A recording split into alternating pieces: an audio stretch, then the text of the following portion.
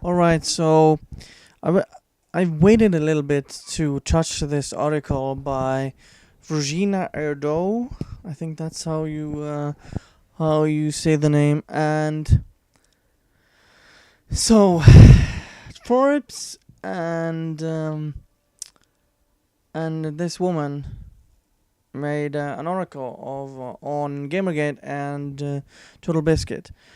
And so let's go through this because I wanted to have a little distance of the passing of Total Biscuit and actually doing this just out of respect, even though I have disagreed with him on many occasions of just his opinions or anything like that. But let's dive into this article on him and Gamergate from Forbes. The late YouTube legend known as John Total Biscuit Bain would have turned 34 on Sunday. And had he not lost his struggle to bowel cancer about a month ago, instead of happy birthdays and tributes to his decade-plus career in the video game industry, however, his name is currently being evoked with the firing of two game developers and associated with mob harassment.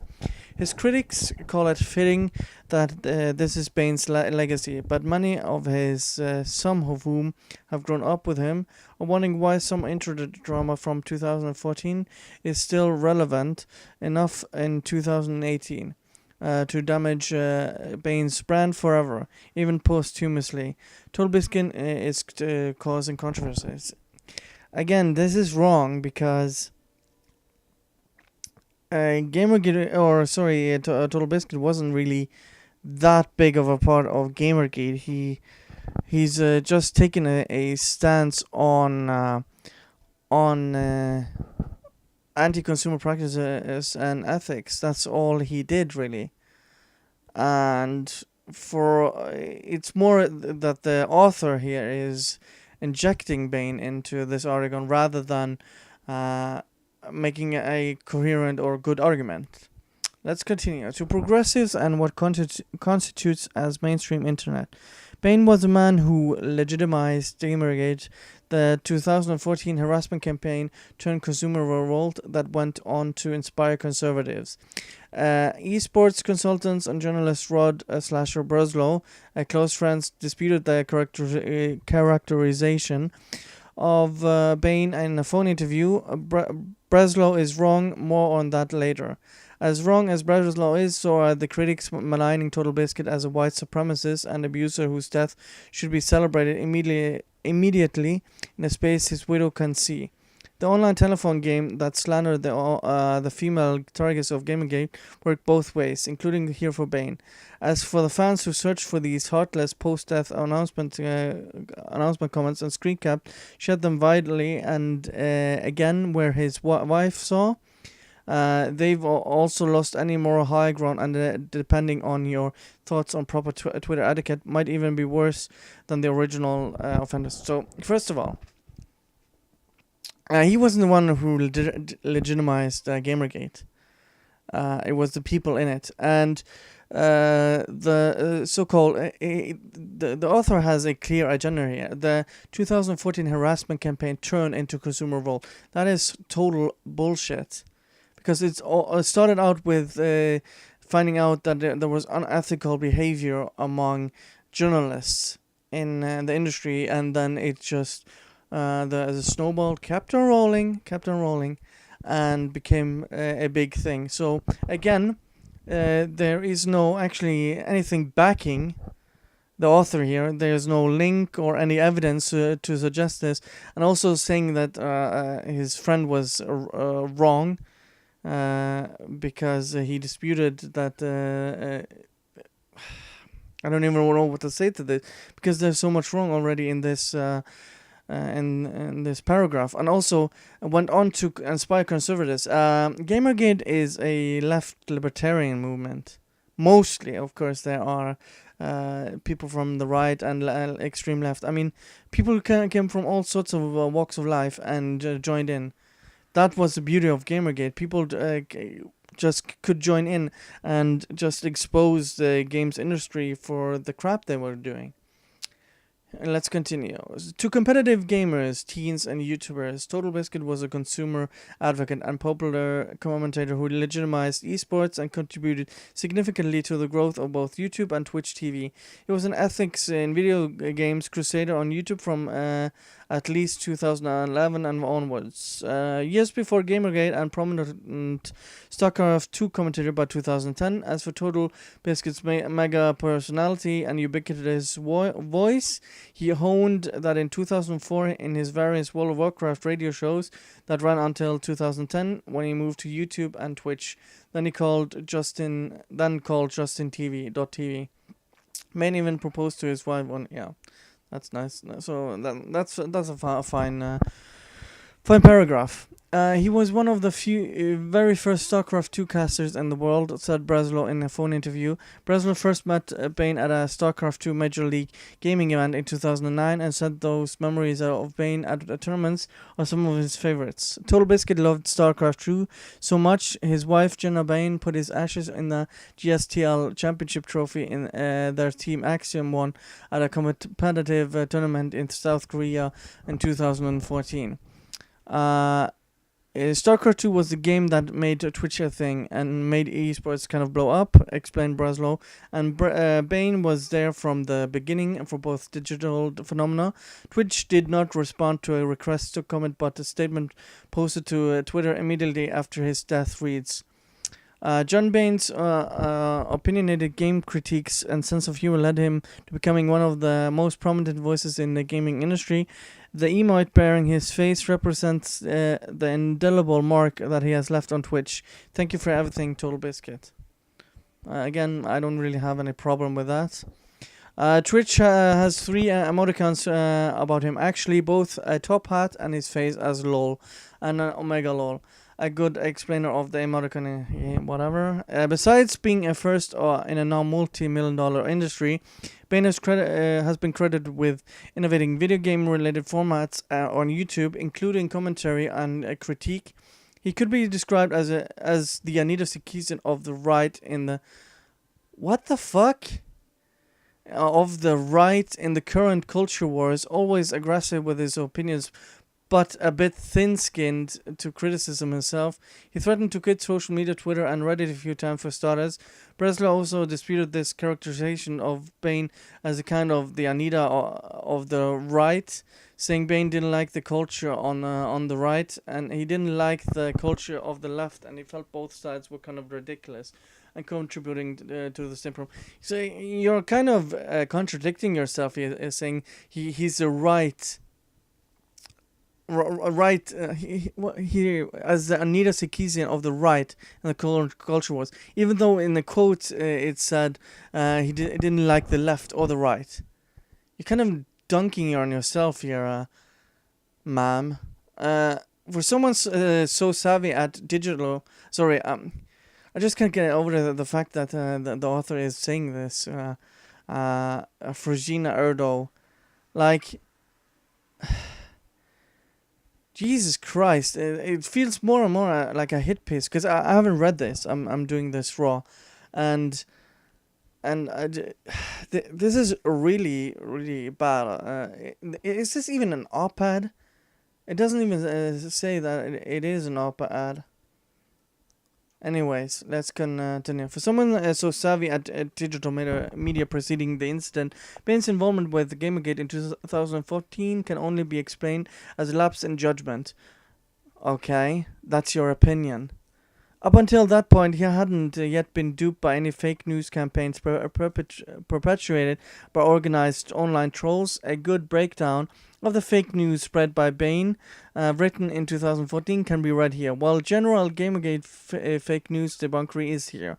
His media literacy was higher than most, but in the end, it was not enough to keep Bane from becoming the perfect, useful idiot in a troll agenda. Any troll aims to bring in a handful of well-meaning patsies for their fake cause. Bane brought in thousands. Jesus fucking Christ. Holy shit. Like, are you serious? Jesus, yeah, how can you write on and of course the citation of Gamergate fake news debunkery is here is from NeoGAF. You know, any discussion from the other side were censored. They were either banned or censored on NeoGAF. This is really fucking rich coming from you, like linking NeoGAF. Jesus Christ, and just saying, "Oh, we're just a bunch of trolls." How about you actually put someone from Gamergate and interview them and put them in the goddamn article? This is so unethical. What pulled Bain into the online controversy was an issue he had covered. Sorry, I have to break here. Like, fake news. He's a fake news. Like, he might not have spewed opinions that I like, but fake news. This is actually the ironic thing is that this person here is writing unethical bullshit that is fake news, because this isn't news at all. This isn't factual. What pulled Bain into the online controversy was an issue he had covered before, related to false copyright strikes issued by YouTube bullies and music corporations. Breslow maintained Bain didn't care about nor had any interest in any female developer's sexual history, what sparked the original mob. Claims that Bain shared a slut-shaming video reference Five Guys Burgers and Fries. That wasn't a slut-shaming video, Jesus Christ. Or that Bain made his career of harassing women are both grossly erroneous. Bain had already been talking about ethics in the video games in the video game industry for years, and had either led or supported online campaigns that impacted the video game industry for the better, like increased transparency for starters. He was, for all intents and purposes, an expert on the ethics in video games topic, and ultimately why Breslow is wrong, it was because of his area of expertise. When Bain entered the conversation, he immediately legitimized the ethics in video game journalism narrative. That's bullcrap. First of all, the video that you're citing from Internet Aristocrat, aka Mr. Medicare, wasn't about slut shaming at all. It was exposing the shady crap that was happening in the video games industry, that was deeply unethical, of games being covered and not being disclosed properly. Like, Jesus Christ. This is completely wrong. Completely wrong. The entire paragraph here is completely wrong. Unfortunately for Bain, his star power, white male... Oh my god. His star power, white male privilege, and massive fan base of more than 1 million could never change the narrative to the issue he wanted to discuss. Further, this mistake would internally brand him as the face of a troll movement whose main claim to fame was making headlines for privacy breaches, hacking, and various online crimes, including harassing women out of their homes and threats of gun violence. No one wants that, said Breslow, of harassment being attached to the brand. He would never promote the actual harassment of people he disagreed with. There's no way John thinks that is good. He never condoned when his fans did that to people. He added, efforts to extricate himself from Gamergate from 2015 and on were unsuccessful. Had they been, this article wouldn't exist. Oh, fuck off. Fuck off. Okay, let's break this down. Let's break this down, should we? You know, it's quite ironic. It's quite ironic. Gamergate is celebrating its 4th anniversary coming up soon, and the games industry still hasn't learned shit. Especially this woman. Like, okay, let's go into this. If white male privilege. Are you fucking serious? You use this unironically in this article, and then you make him as a face of a troll movement. Is it what exact quote? Really? And then claim to fame was making headlines for privacy breaches, hacking, and various online crimes, including harassing women out of their homes and threats of gun violence. Citation needed. There are no citations. And Brianna Wu never left her home. That's a lie. Threats of gun violence, no citation. So I'm just gonna use Hitchens' razor here. Privacy breaches, where? Hacking, where? Various online crimes, where? How? When? Who did this? Like, what the fuck are you on about? What the fuck are you on about? Jesus Christ, there are so many inaccuracies of this piece. Jesus. Like, if all of this were true, let's say all of this is true, where there is so much online criminal stuff going on here, as you say, various online crimes. Like, why did the FBI not find shit? Think about that one. Before we get further into Gamergate, a handful of Bane's greatest hits that the bulk of the video game community and youth of YouTube remember him for. Bane's 2006 video of gold farmers and bots in World of Warcraft shed a spotlight on the shady practice and the budding underground economy. It also ruffled enough feathers to get him temporarily banned by Blizzard EU, which increased his credibility ironically. When professional UK gamer Ben Brain Dudley Vekas got into a very public dispute in 2012 with Machinima, the top video game multi-channel network, MCN, on YouTube, then over the unfair contract they signed him to. Total Biscuit came to his aid. In a statement of that incident, Vekas wrote himself, condensed, edited. I remember watching him talk with Athene on Skype while Athene was streaming, and ultimately this, along with the support of general community, led me to having the help of Maker Studios lawyers to help move the case, and I ended up being released from Machinima. Vekas, appreciative of Bane's assistance, believes the public outcry sent a big message to all of the YouTube networks out there that transparency and good business is important. I agree with this. 2012 also saw the Mass Effect DLC online controversy, of which Total Biscuit was a leader in. In that controversy, BioWare released a game many perceived to be unfinished unless... Now, the game was not finished. The ending was unfinished. Just to clarify, unfinished unless consumers also purchase additional downloadable content. That's a lie, because what people had an issue with was the ending and also day one DLC. That DLC contained essential plot and story points to the main Mass Effect 3 storyline, whereas a hack of the game disc released separate DLC content was actually in the original game and accessible for free that way. Shadow of Mordor controversy of 2014 had Total Biscuit publicizing another potentially unethical business practice in the gaming industry, this time of the contracts YouTubers had to sign in order to get copies of the game to review, as well as creators did not disclosing sponsored content as an ad. So again, you're actually dunking on yourself when you say this guy didn't have a good, what should I say, a good eye on fake news. So yeah, I had to take a sip. And so what you're saying is that he's doing all of this ethical stuff, but again, he's the head of a troll army. Okay.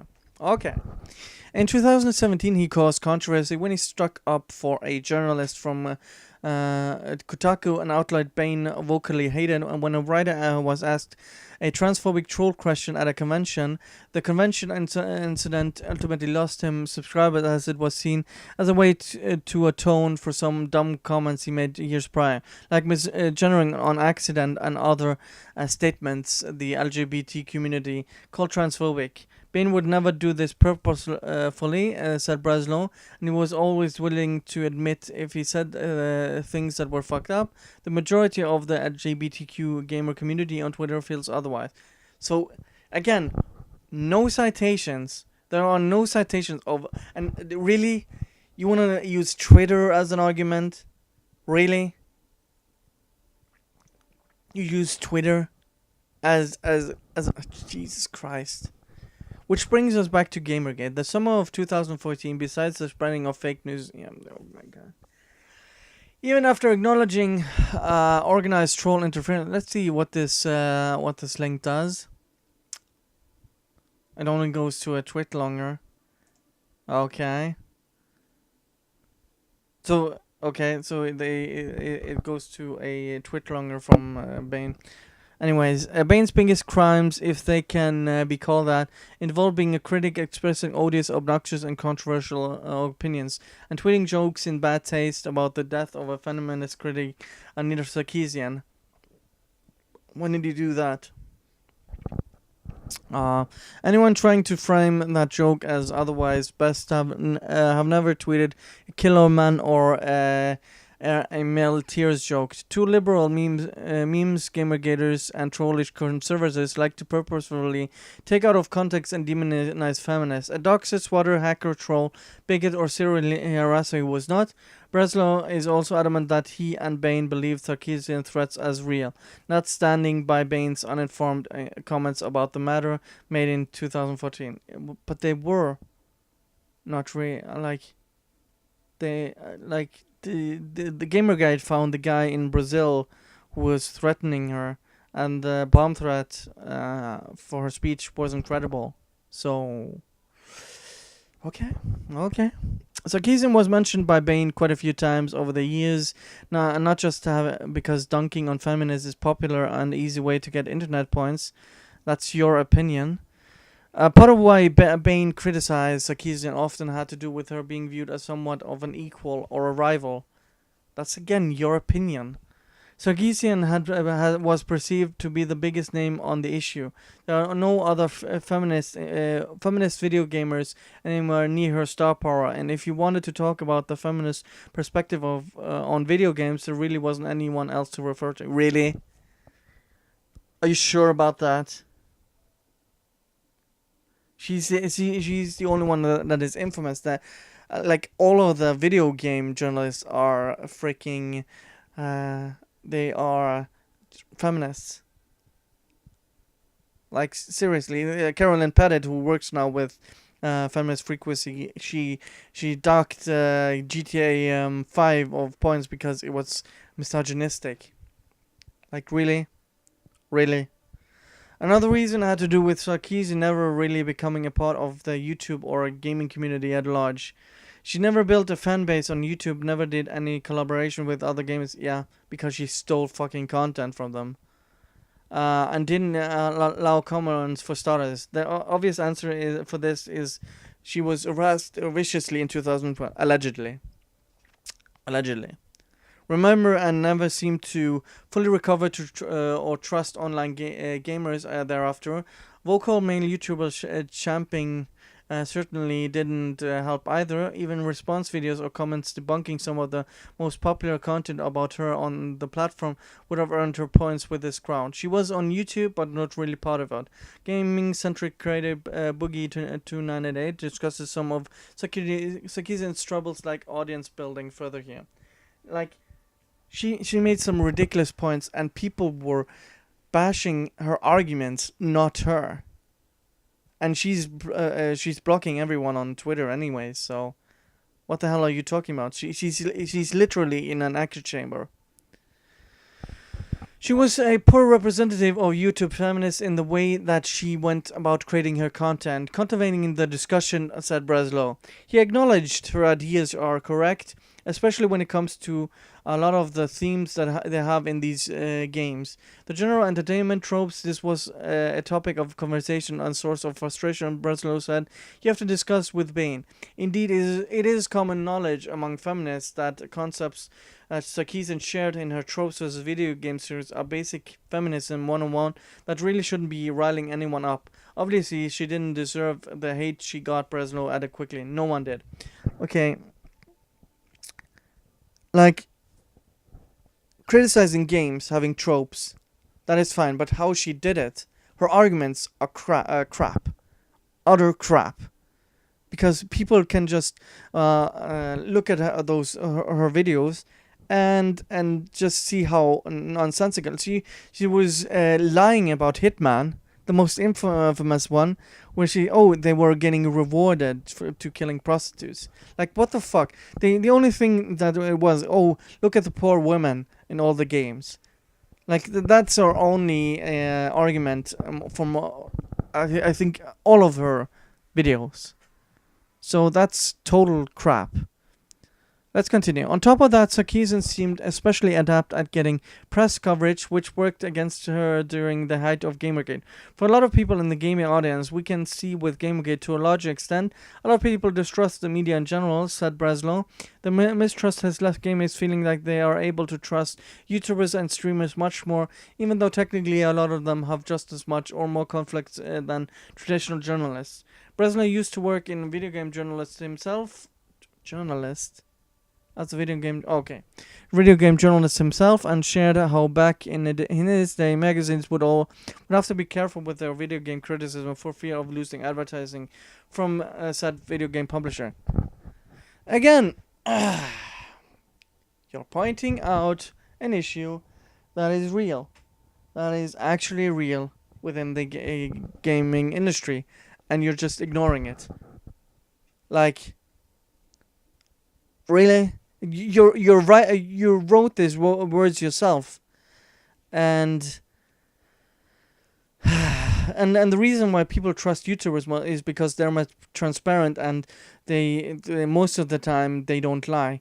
Like, name one video game journalist that does better reviews than Angry Joe. I'll wait. And when the Gamergate conversation, especially in the media, stayed focused on people like Sarkeesian, it automatically turned the gamers off because no one trusted her, and she was seen as not reliable, said Breslow. From YouTube and the gaming community perspective, she didn't seem to care about them or want to engage with them. Good point. This level of distant and perceived snobbery made sending misinformation and jokes ideas, but feminists want to ban all the video games as an actual fact all that much easier for political opportunists, sexist, and trollishly inclined. Again, you're inserting your own opinion here, and again stating that you're basically on Sarkeesian's side, where it's not for political opportunists, sexist, and the troll. Like, so anyone criticizing Sarkeesian is just a political opportunist, sexist, or a troll. Are you fucking serious? Are you serious? This is why people don't trust Forbes or just media when this is the amount of argument you have, and you're shilling for Sarkeesian.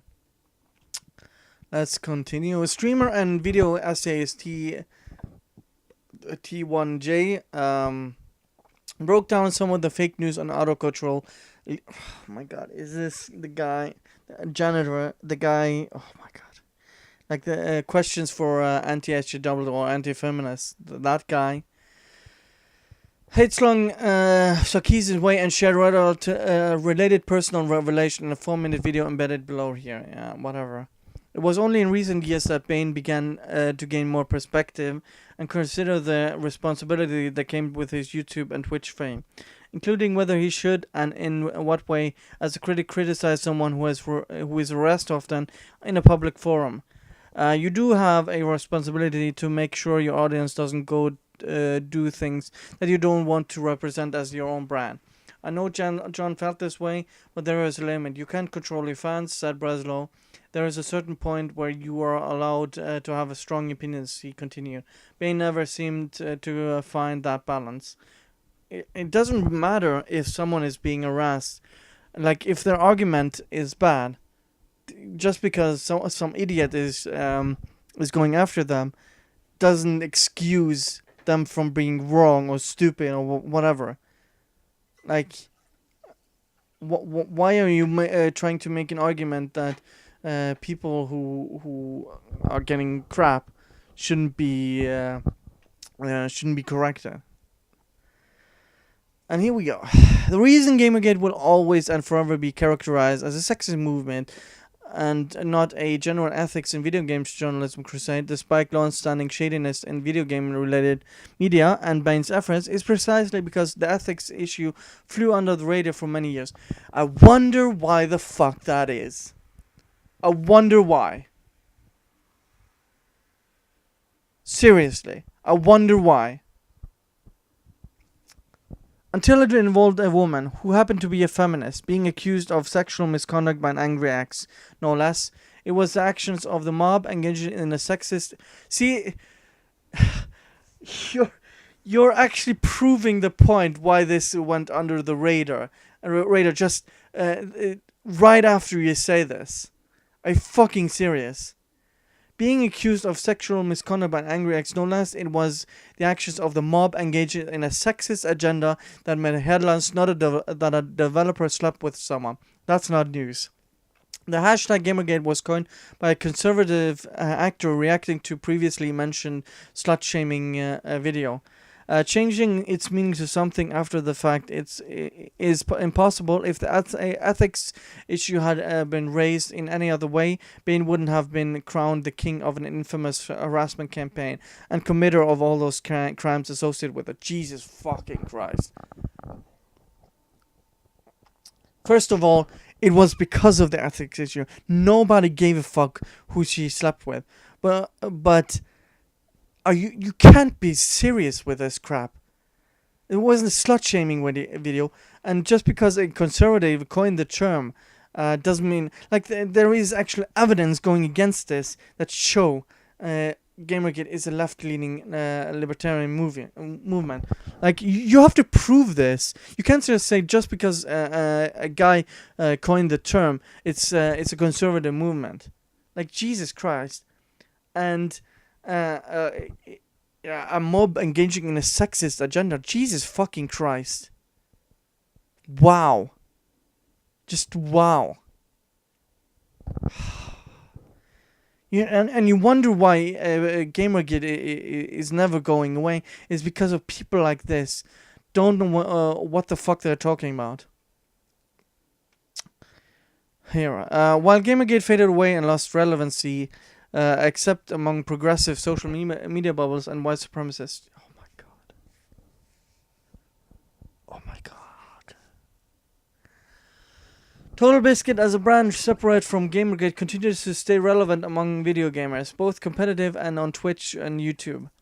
Young adults grew up watching his content, while 4 years ago may seem like nothing to an adult. To a minor growing up, that's a large chunk of their formidable years. Gamergate was a huge loss for feminists, not just because of the harassment that drove away talent.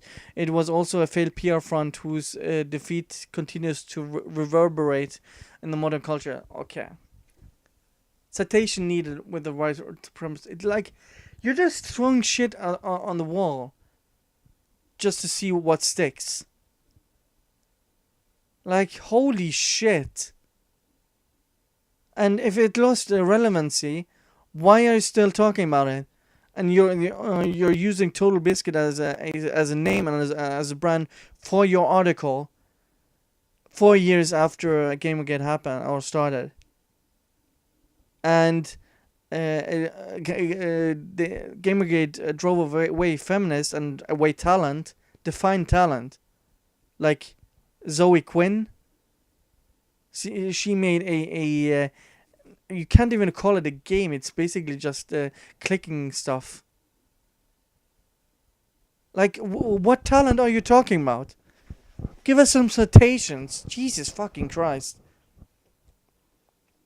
Take this post on a prominent college student-run publication where the young author mistakes the start of Gamergate 5 years ago, not 4, as a prime exhibit. As evident by his tone, the writer views the Gamergate phenomenon as an inane online drama involving obscure, to him, figures completely inappropriate and far removed from today to bring up as a reason to celebrate someone's death.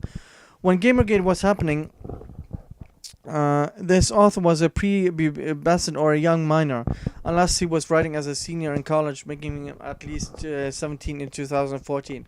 However, this is unlikely because he remembered the timeline incorrectly and only hearing gaming of Gamergate in the disseminated form of 9gang and iFunny memes or long-winded videos on YouTube. Compare those information avenues to most adults who read about Gamergate via tweets sent by indie game developers or political figures and articles in publications with paywalls. This confusion over the continued relevance of Gamergate is widespread among younger millennials and Generation Z. What the fuck are you talking about? You're just using a random like article. There is no point to this. What the hell? Seriously, and this gets published on Forbes. Jesus, this is a peak journalism right here. Jesus fucking Christ. Let's continue. So, what is to become of Total Biscuit's legacy? E3 went by last month without a single mention of Bane's passing. When would they do it on stage? Like, anyways, Breslow is hopeful the Game Awards will do something to honor Bane, but if the post E3 analysis is indicative of anything, that may be unlikely. While Gamergate went on to spawn and populate the While Gamergate went on to spawn and populate the alt-right and shape conservative language commonly used today, the women affected went on to support and publicize the Me Too movement and influence liberal messaging. There may be more gamers and young people who know who Total Biscuit was than what Gamergate was all about. But the women of the Me Too movement have the legitimacy and moral high ground and will continue to make history. This is something Bane should have foreseen. Another hurdle for his legacy is the fact that much of gamer lore, including about game, is oral, social, and it is told through videos, live streams, podcasts, group Skype calls, team chat over headsets, and in person at tournaments. The majority of his history, like most top gamers and personalities, is not written down in easily accessible format. According to you, it is in stories friends tell to each other. Again, according to you, like now you just first you're throwing alt-right. Now sorry, white supremacists, and now while Gamergate went on to spawn and populate the alt-right, citation fucking needed. Like what the fuck? I'm against the alt-right and I was part of Gamergate. I'm debunking your goddamn argument. And now you're just throwing in Me Too? What the hell are you talking about? Like the legitimacy of the Me Too. They have accused so many guys of without any evidence and ruined people. Like Chris Hardwick. His ex-girlfriend just accused him of shit without any goddamn evidence. Like, is Me Too your best argument? Really? Really? Jesus Christ. Breslin wants Bane to be remembered for all the good he has done. As an innovator, industry titan, a consumer advocate, not just an entertainer and thoughtful online critic that elevated video games to the art form they deserve to be.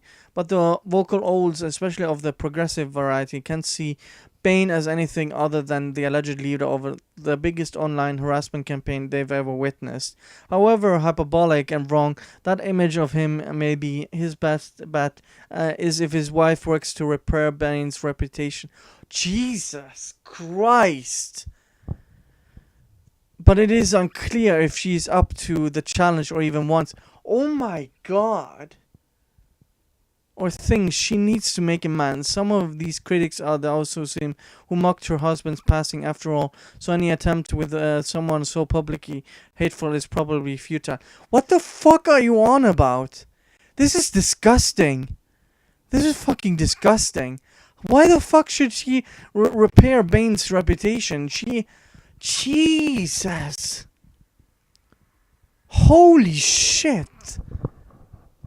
The arrogance, the viciousness. Jesus. Holy shit. This woman is insane. One of the most important things to Bane, according to Breslow, was his reputation and that his audience trusted him. Yeah, that's the only thing that should matter. Making it all more tragic if Bane remembered more for sharing fake news and inadvertently legitimizing a harassment campaign. Clearly, Bane didn't do enough to atone for his perceived Gamergate sins. And if there are lessons in all of this, it's one must make peace and settle up internet beef you have with feminists while you're still living. Holy shit. History is written by the victors of. Oh my god. It's one must make peace and settle any internet beef you have with feminists while you're still living.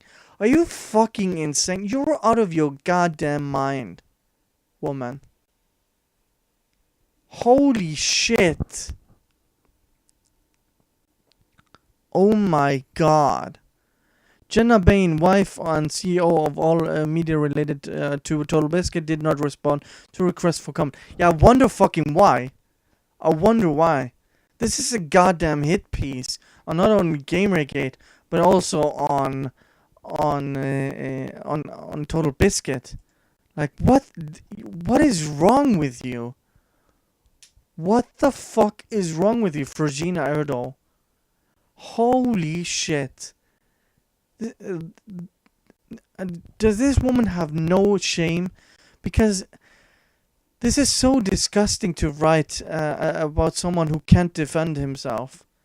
And then you just, but we did reach out to his wife. Like, Frigina Erdo, go fuck yourself.